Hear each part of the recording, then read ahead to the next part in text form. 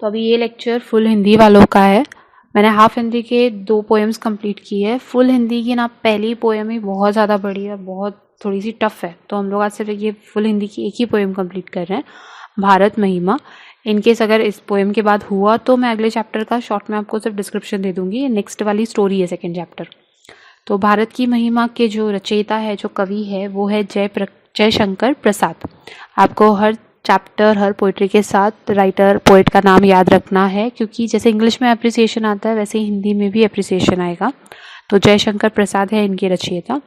अब इस पोइट्री में ना भारत की विशेषताओं के बारे में बताया गया है, मतलब भारत कैसा है, क्या है, उन सब के बारे में। हिमालय के आंगन में उसे किरणों का दे उपहार, उषा ने हंस अभिनंदन किया और पहनाया हिरक हार। तो भारत ऐसा लगता है जैसे हिमालय एक है, घर है, और भारत पूरा उसका आंगन है। तो हम लोग पूरे हिमालय के आजू बाजू फैले हुए एक आंगन की तरह उसे। और भारत की यहाँ पर जब सुबह होती है तो ऐसा लग रहा है कि किरणें आकर हमें गिफ्ट दे रही है, भारत को सुबह का उपहार दे रही है।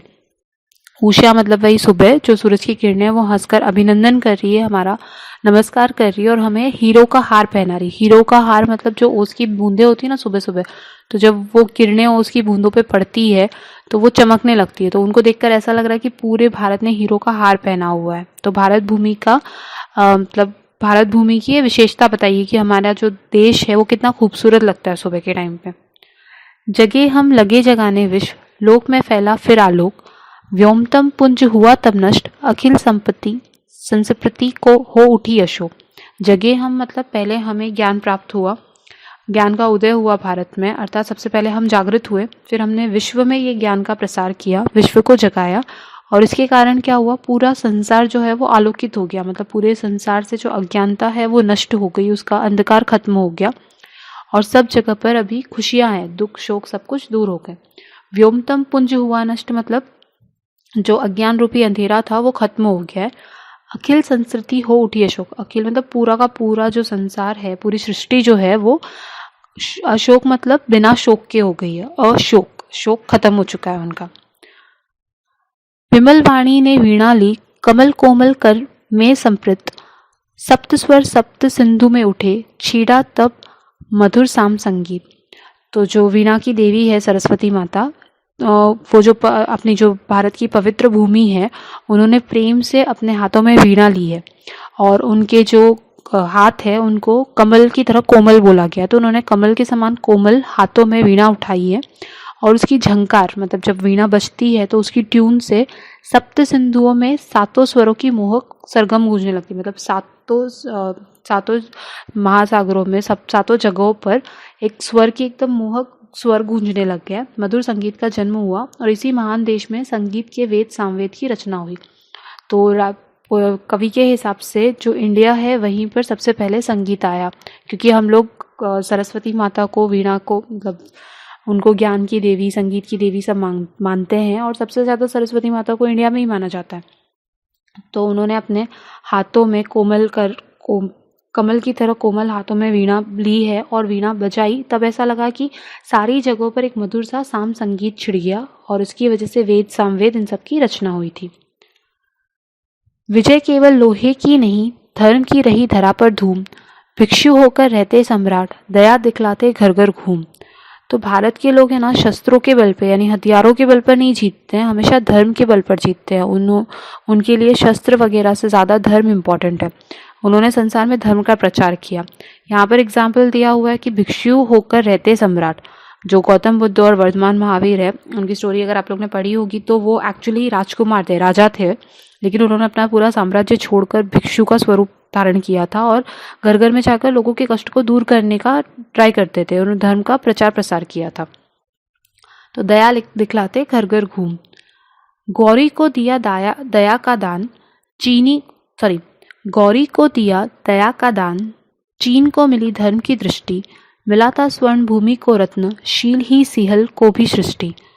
तो यहाँ पे गौरी मतलब जो हिस्ट्री में मोहम्मद गौरी थे, जब वो पराजित हो गए थे तो उनको दयापूर्वक क्षमा कर दिया था, उनको मतलब जेल में नहीं डाला था या मारा वारा नहीं था।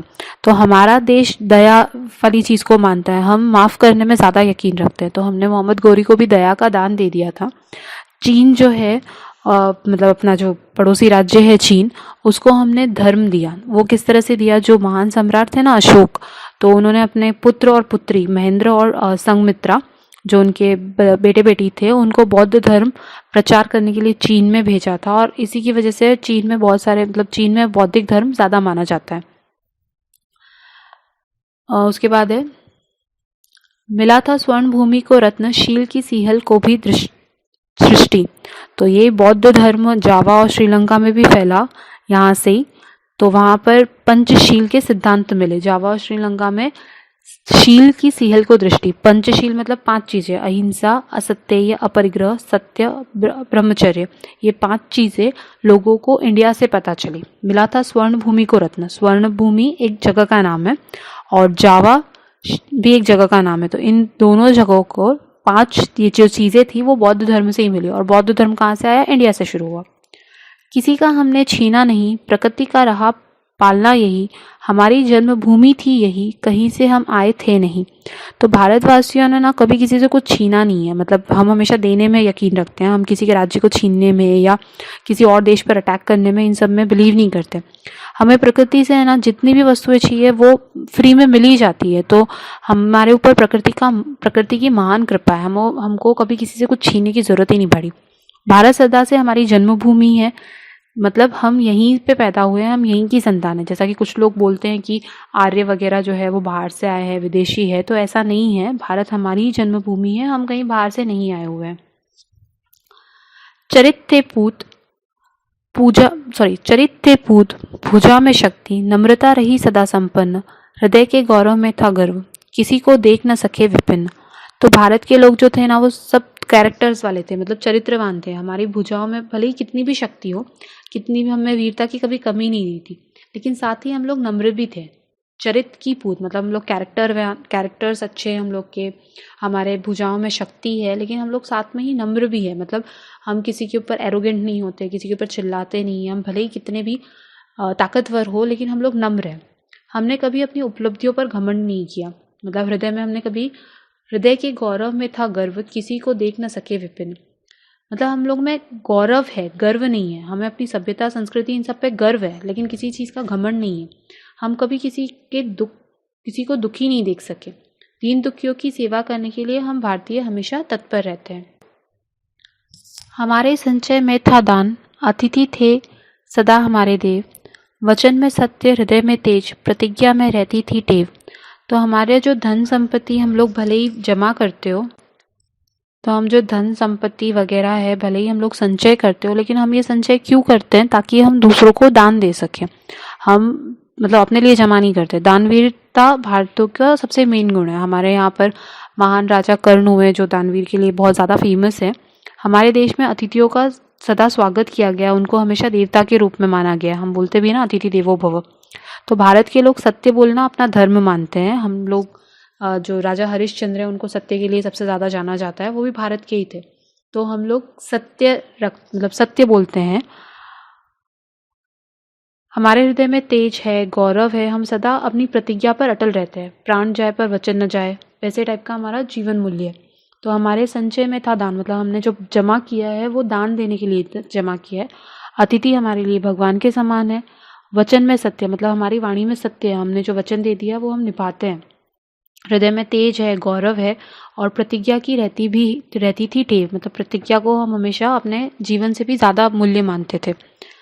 वही है रक्त, वही है देश, वही साहस है, वैसा ज्ञान, वही है शांति, वही है शक्ति, वही हम दिव्य आर्य संतान।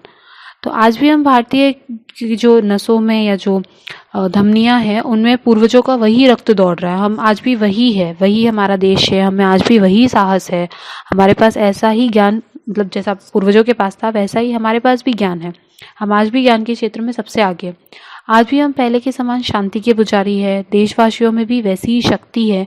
हम उन्हीं आर्यों की दिव्य संतानें हैं, जैसा कि पहले के हमारे पूर्वज थे, हम भी वैसे ही हैं।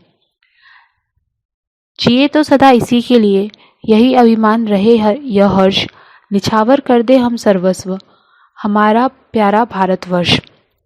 तो हम जब तक जिएंगे ना इसी देश के लिए जिएंगे। हमें अपनी सभ्यता, अपनी संस्कृति, इन सब पे बहुत अभिमान है, हर्ष है, हम खुशी है कि हमने इस भूमि में जन्म लिया। ये हमारा प्यारा प्यारा भारतवर्ष है और हम इस अगर कभी आवश्यकता पड़ी भी तो हम अपनी जान देने से भी पीछे नहीं हटेंगे। हम अपने देश से इतना प्यार करते हैं। तो ये हो गया भारत महिमा के जो भारत की महिमा है उसकी पूरी पोइट्री का एक्सप्लेनेशन।